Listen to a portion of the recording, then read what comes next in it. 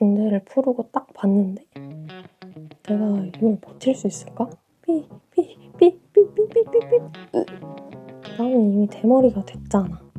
에이 왜 그랬어? 우리한테 오면 머리 안 빠지고 치료할 수 있는데 사이비? 그냥 거의 매일매일 눈물로 하루하루를 보냈던 것 같아요. 이 세상에 있는 모든 고맙다는 말을 다 합쳐도 모자라요, 진짜. 안녕하십니까, 순이입니다. 아니 여러분, 저번 영상을 정말 많은 분들이 봐주셨더라고요. 볼 때마다 조회수도 늘고 구독자 수도 계속 늘어서 저 진짜 하다하다 실버 버튼 받는 꿈까지 꿨다니까요. 그리고 댓글 솔직히 그냥 지나치실 수도 있었을 텐데 응원 한마디, 격려 한마디, 힘드는 말들 남겨주셔서 정말 감사합니다. 아 그리고 질문도 그냥 편하게 댓글에 남겨주시면 됩니다. 댓글은 너무 공개적이라 부끄럽다 하시는 분들은 인스타그램 DM으로 보내주셔도 되고요. 메일로 보내주셔도 돼요. 질문들 잘 모아서 Q&A 영상을 한번 만들어 보도록 하겠습니다. 오늘은 저번 영상에 이어서 제가 했던 수술이랑 항암 치료, 방사선 치료, 그리고 제가 사기가 된 과정까지 아주 낱낱이 공개하려고 합니다. 그래서 영상이 조금 길 수도 있어요. 준비되셨나요? 시작할게요. 제가 맨 처음에 진단받았던 건 2018년 3월이었어요. 제가 가져간 영상 CD랑 자료 이런 거 보시고 크기로 봐서는 1기나 2기 정도로 보인다. 수술은 부분절제로 할 수 있을 것 같고 다음 주에 바로 하자 하셨는데 암 환자 일주일 차였던 저의 그 엄청 불안하고 무섭고 이래저래 좀 복잡했던 마음이 조금 나아지더라고요. 그렇게 심각한 상황은 아닐 수도 있겠다 뭐 이런 생각이 들었던 것 같아요. 그리고 수술 전에 해야 하는 검사들을 해놓고 집에 갔다가 수술 전날 다시 가서 입원했습니다. 입원 수속하고 짐 정리를 하고 있었거든요. 근데 담당 간호사 선생님이 검사 결과랑 수술 설명해주러 오셔가지고 겨드랑이 쪽 림프절에 전이 된 게 조금 보이는 것 같다. 근데 심각한 건 아니라 수술할 때 떼어내면 되고 다행히 다른 장기로 전이는 없어 보인다. 근데 암 있는 부위 옆쪽으로 조그맣게 뭐가 더 있어서 아마 전절제를 할 수도 있을 것 같다 라고 하셨는데 진짜 그 짧은 시간에 천국이랑 지옥을 몇 번을 왔다 갔다 했는지 몰라요. 그리고 다음날 수술 날이죠. 분명히 첫 번째 순서로 아침 7시쯤 수술한다고 했거든요. 근데 왜 때문인지 계속 밀리는 거예요. 금식이라 배고픈데 저 아침밥 무조건 먹거든요. 아무튼 한참 기다리다가 한 12시쯤 수술실로 가는데 그 텔레비에서 보던 대로 침대에 이렇게 실려가지고 갔거든요. 누워서 막 천장이 막 위로 이렇게 슉슉 지나가는데 멀미나. 그리고 이제 수술실 문 앞에서 엄마 아빠한테 나 갔다 올게 이러고 안 떨리는 척, 용감한 척 하고 안으로 들어갔는데 사실은 진짜 도망가고 싶었어요. 너무 무서웠어. 그리고 수술 대기실에 누워서 기다리는데 어떤 수녀님이 오셔가지고 제 손을 이렇게 잡으면서 잘 끝날 거니까 너무 걱정하지 말고 한숨 푹 자고 일어나면 끝나 있을 거라고 말씀을 해주시는데 저 사실 너무너무 무섭다고 엄청 울었어요, 누워서. 거의 오열했어요, 수녀님 손 잡고. 그리고 이제 수술실로 들어갔는데 너무 추운 거예요. 저는 살면서 수술이 이번이 처음이거든요. 그래서 춥다 춥다 말만 들었지 이렇게 추울 줄은 몰랐어요. 제가 너무 긴장되고 막 무섭고 그래서 거기 수술 준비하시는 선생님들한테 혹시 수술에 깨는 사람도 있어요? 혹시 마취가 안 되면 어떡해요? 저 마취 안 될 것 같아요. 이러다가 자고 일어나면 다 끝나 있을 거라서 그리고 호흡기를 여기다가 이렇게 꽉 대고 크게 숨을 쉬려는데 숨이 잘 안 쉬어지는 거예요. 뭔가 구멍이 좀 막혀있는 느낌? 근데 또 숨이 안 쉬어지니까 너무 무서워. 긴장했는데 거기다가 무서움까지 더해지니까 심박수가 엄청 올라갔나 봐요. 삐, 삐, 삐 하던 게 삐, 삐, 삐, 삐, 삐, 삐, 삐, 삐 막 이러는 거예요. 폭발하는 줄. 그리고 가스 들어가요 라고 말하시자마자 손끝에서부터 뭔가 사라지는 느낌이 이렇게 싹 들다가 잠들었나 봐요. 근데 조금 있다가 환자분 눈 떠보세요 그러는 거예요. 그래서 역시 마취가 안 된 건가? 문제가 생겼나? 하고 눈을 딱 떴는데 회복실이더라고요. 그리고 이제 침대에 실려서 수술실 밖으로 나왔는데 엄마 아빠가 벌떡 일어나서 저한테 막 오는 게 보이는 거예요. 딱. 그 정신없는 와중에 눈물이 났는데 일단 웃었거든요. 그랬더니 아빠가 얘는 수술을 하고 나와도 웃고 있네 이러시더라고요. 내 속도 모르고. 수술은 한 4-5시간 걸릴 거라고 했는데 8시간이나 걸렸대요. 그리고 이제 다음날 새벽에 수술 부위 소독을 하러 오셨는데 저는 그때까지 수술을 어떻게 했는지 모르는 상태였어요. 그래서 붕대를 풀고 딱 봤는데 수술 자국이 생각보다 더 큰 거예요. 전절제를 하고 피부도 조금 잘라내서 확장기를 넣고 나왔대요. 보건 수술하기 전까지 피부를 좀 늘려야 되니까 풍선 같은 거를 안에다가 넣어둔 거예요. 그래서 그 확장기 덕분에 생각보다 뭐 충격적이거나 속상하거나 그러진 않았던 것 같아요. 그냥 수술 자국이 이렇게 길다고? 이 정도? 근데 또 이게 신기한 게 아예 없애는 수술을 했는데 아프지가 않더라고요. 아침 회진 때 수술한 부위가 1부터 10 중에 얼마만큼 아프냐 했는데 한 2, 3 정도로 아프다 했을 정도로 뭐 팔을 이렇게 들거나 빠르게 눕거나 할 때 말고는 거의 안 아팠어요. 근데 저는 이제 그 배액관이죠? 피주머니. 그거를 달고 태어나고 싶지가 않아서 그거 뺄 때까지 입원해 있기로 했고 한 열흘 정도 이게 찔끔찔끔 조금씩 계속 나오더라고요. 그래서 열흘 정도 입원했다가 퇴원했습니다. 그리고 이제 외래 진료 때 수술 결과를 들었는데요. 그 아까 림프절에 전이 된 게 보인다고 했었잖아요. 그것 때문에 림프절을 19개를 떼서 검사를 했는데 다행히 하나에만 전이가 됐다고 하더라고요. 근데 뭐 1개든 2개든 림프절까지 침범을 한 거라 병기는 2기가 됐습니다. 치료는 항암 치료 8번, 방사선 치료 28번 하기로 했고요. 제 암 타입이 호르몬도 양성, 허투도 양성인 3중 양성 유방암이라서 표적 치료도 할 거고 졸라덱스도 5년 맞을 거고 타복시펜도 10년 맞을 거고 아주 다 하기로 해서 내가 이걸 버틸 수 있을까? 잘할 수 있을까? 너무 겁나고 무섭기도 했고 아니 도대체 이게 언제 이렇게 생겨서 커지고 림프절까지 이렇게 간 건지 왜 나는 이걸 이때까지 발견을 못한 거지? 이러면서 혼자 자책도 하고 뭐 울기도 많이 울었는데 이게 또 며칠 울다 보니까 아이 울면 뭐해 이렇게 자책하는 건 이제 앞으로 내가 해야 될 투병 생활에 하등 도움 안 된다라는 걸 좀 깨달았어요. 그리고 일단 중요한 건 난 해야 될 치료가 진짜 너무 많아. 볼 시간이 없어. 그리고 이제 첫 항암을 하러 병원에 갑니다. 아침 일찍 가서 피 검사 해놓고 진료실 들어가서 교수님 만났는데 지난주에 졸라덱스를 맞았냐고 물어보시는 거예요. 항암 일주일 전에 맞고 오라고 했는데 제가 잊어버린 거예요. 교수님도 당황하시고 저도 당황스럽고 간호사 선생님, 저희 엄마 모두가 말이 없어졌어요. 졸라덱스만 맞고 집에 돌아갔고요. 일주일 후에 다시 가서 진짜 첫 항암을 시작했습니다. 항암제가 조제되는데 시간이 좀 걸려서 그 사이에 영양사 선생님이 오셔가지고 항암 교육이랑 식단 관리 이런 걸 좀 해주셨던 것 같아요. 그리고 항암제가 도착해서 이제 케모포트에 주사를 연결하는데요. 공포의 빨간 약이라고 불리는 A씨로 진행했고요. 저는 입원 항암이 아니라 그냥 한 5-6시간 정도 맞고 귀가했습니다. 이게 부작용이 엄청 심하다 그래서 좀 긴장했는데 다행히 맞는 동안에 뭐 별다른 이슈는 없었고요. 눈이 좀 맑아지는 느낌? 뭔가 되게 또렷하게 보인다는 거 말고는 다른 부작용은 없었어요. 근데 이제 다음 날부터 속이 점점 메스꺼워지더라고요. 항암하고 4일 뒤가 제 생일이었는데 아무래도 밖을 못 나가니까 제 친구들이 집으로 와줬거든요.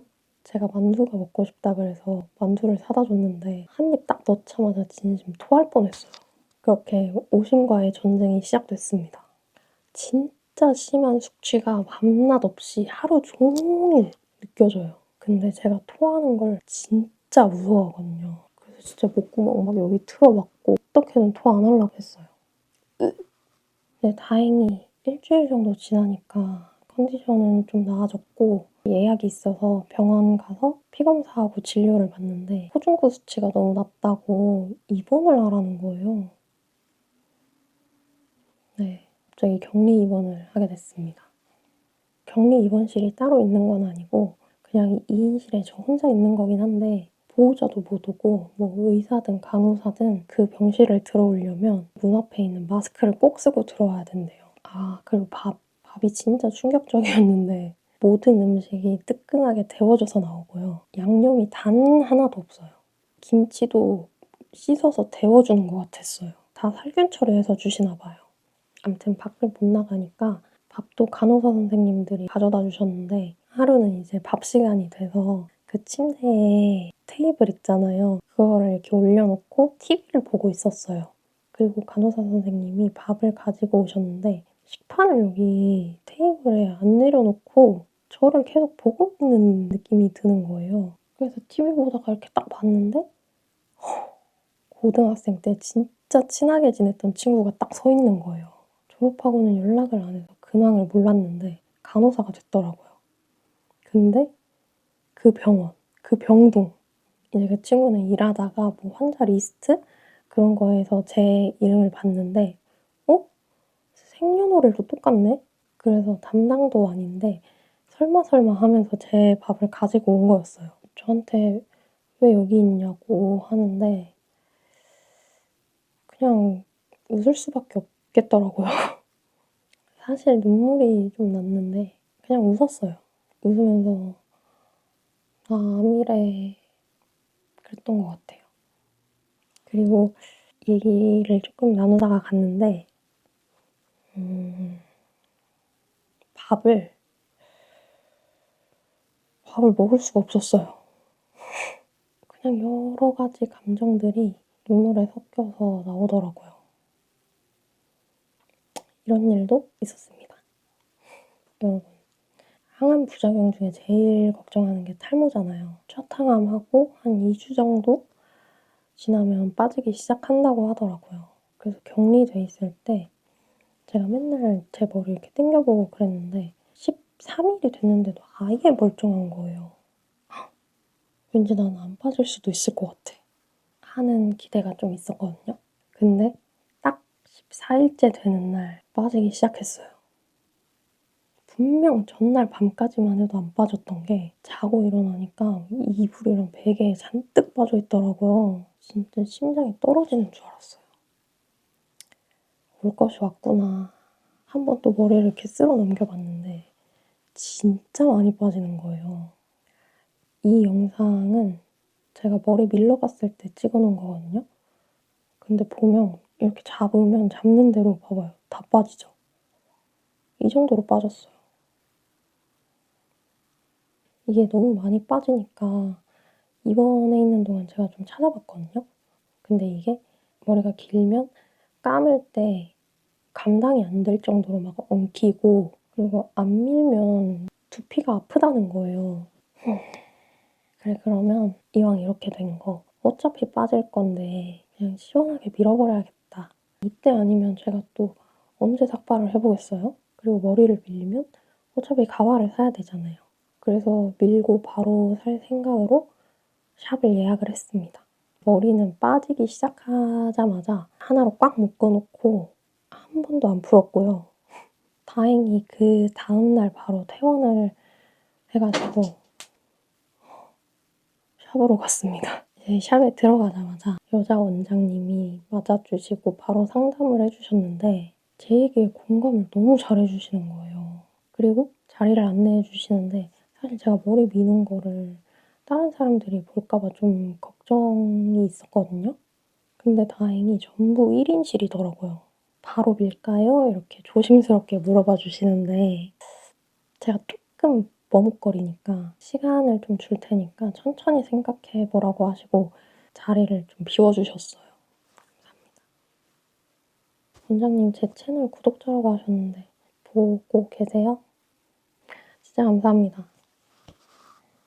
아무튼 선택권이 없는 고민을 한참 하다가 마지막 머리카락 영상도 좀 찍어놓고 이제 결심을 하고 밀기 시작했는데 저는 제가 울 줄 알았어요. 근데 제가 영상 보여드릴게요. 이거 보세요. 웃으면서 영상 찍고 있다니까요?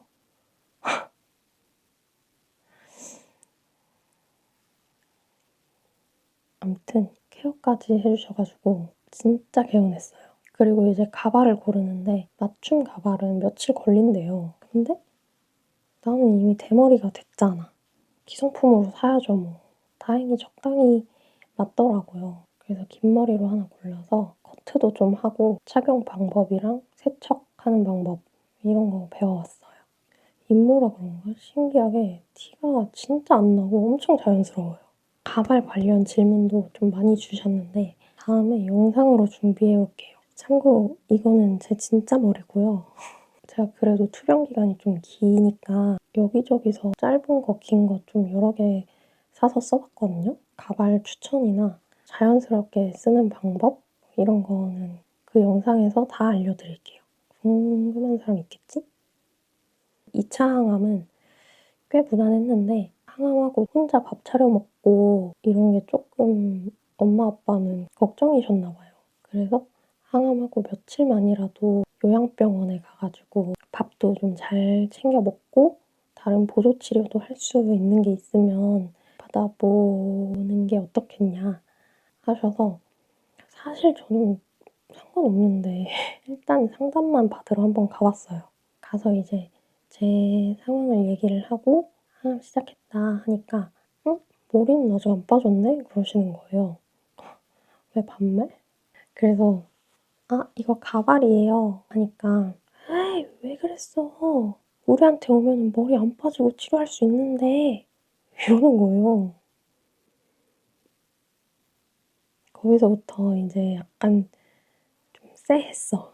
그러면서 다음 항암부터는 병원에 가서 주사 말고 먹는 항암으로 하겠다 이렇게 얘기를 하래요. 그리고 먹는 척만 하고 그 약을 자기네한테 가지고 오면 다른 머리 안 빠지는 효과 좋은 약으로 바꿔서 뭐 나를 치료해주겠다 뭐 이런 말도 안 되는 소리를 막 하는 거예요 계속.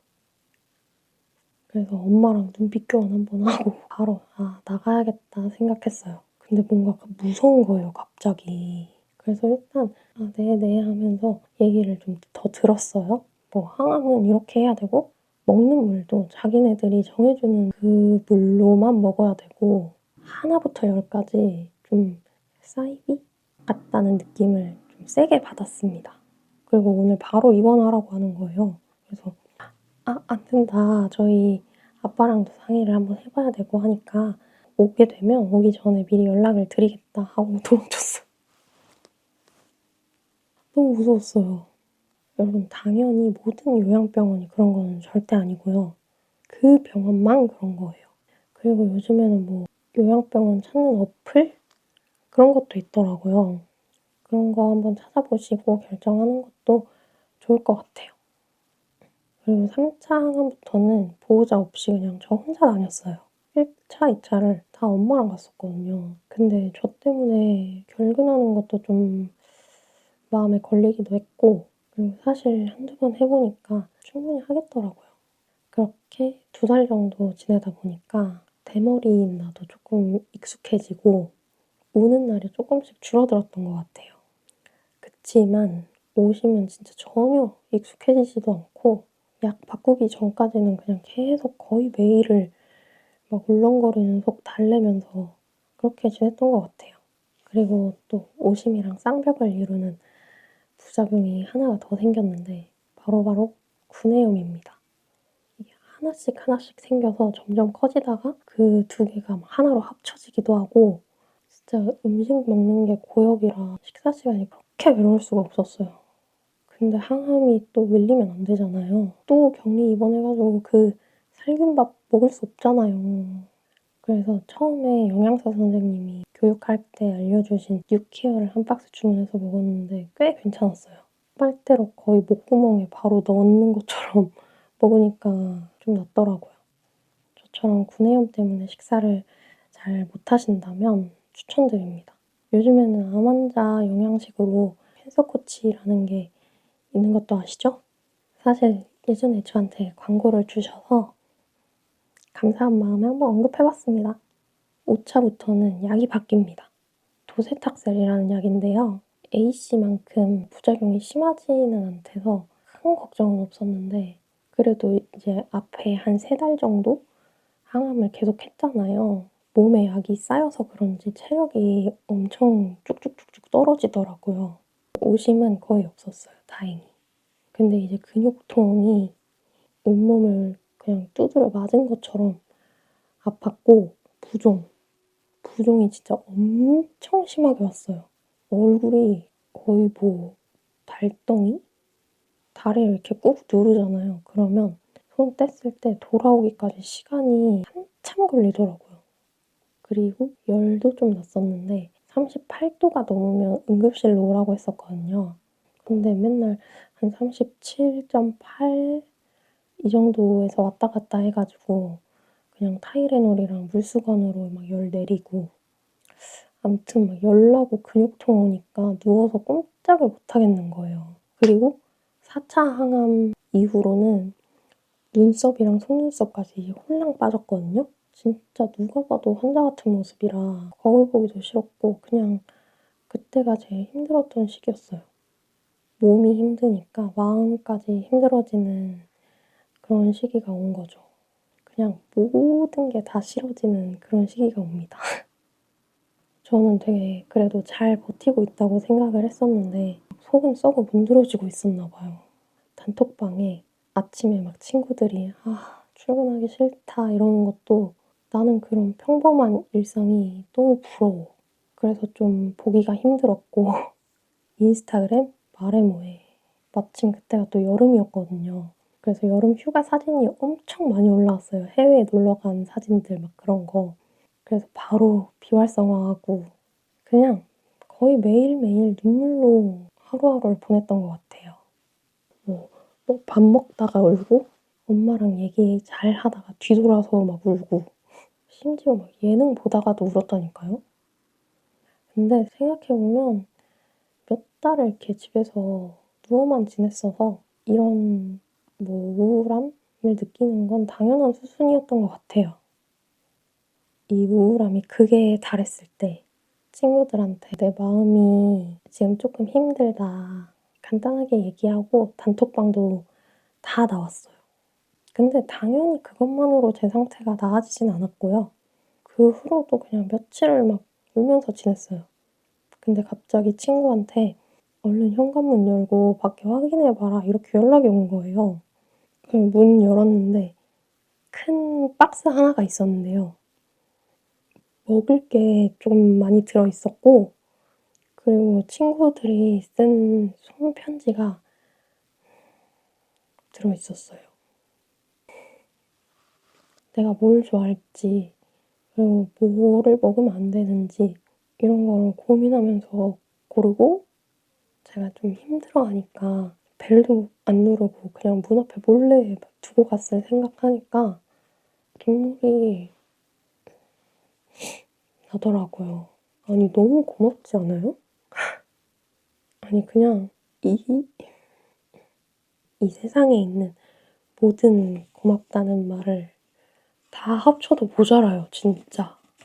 이게 그 편지들이거든요. 심지어 그때는 눈물이 너무 많이 나서 아예 그때는 읽어보지도 못했어요.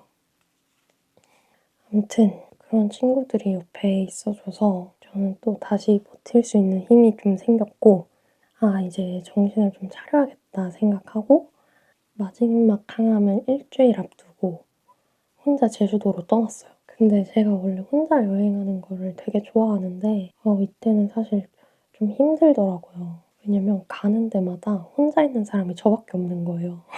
이 멘탈을 붙잡으려고 떠난 여행인데 또 나는 내 인생을 탓하고 부정적인 생각만 계속 꼬리를 물었어요. 그래서 첫날 밤에 숙소에서 제발 그냥 가고 싶은데 가서 내가 직접 눈으로 보고 느껴지는 그런 거에만 집중하다가 가자. 그냥 생각이란 걸 하지 마. 일주일을 여행했는데 그 일주일 동안 최대한 그러려고 노력을 했어요. 그리고 인스타그램도 다시 들어가가지고 사진도 올리고 친구들이랑 뭐 영상통화도 하고 페이스타임.